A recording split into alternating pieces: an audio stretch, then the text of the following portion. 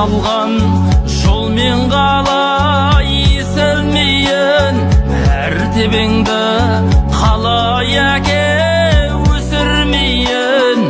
Әкешім, анашым сендер барда, әулеттің ошағы